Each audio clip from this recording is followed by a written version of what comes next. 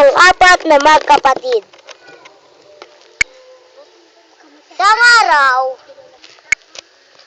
pinag-usapan ng apat na magkakapatid na pumunta sa puno ng mangga.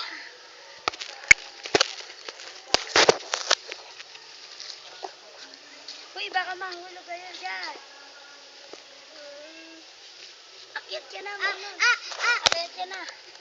Grabe kasi. Diyan ka lang sa baba. Kumakain sila ng mangga.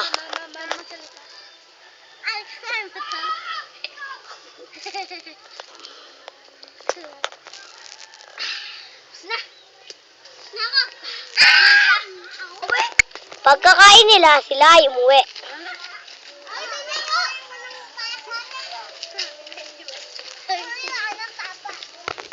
Sila ay nagpahinga. Sila ay mupo ng saglit.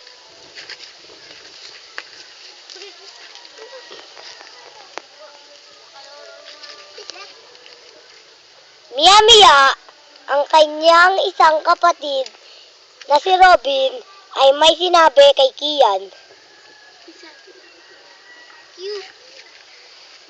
Nagalit naman si Kian. At natuloy ito sa away.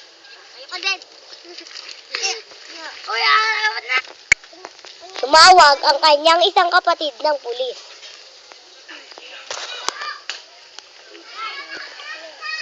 Yo! Uy, abot! Bakit ba? Sino ba nang una sa inyo? Siya! Sino nang una? Kapatid, sino nang una sa kanilang dalawa?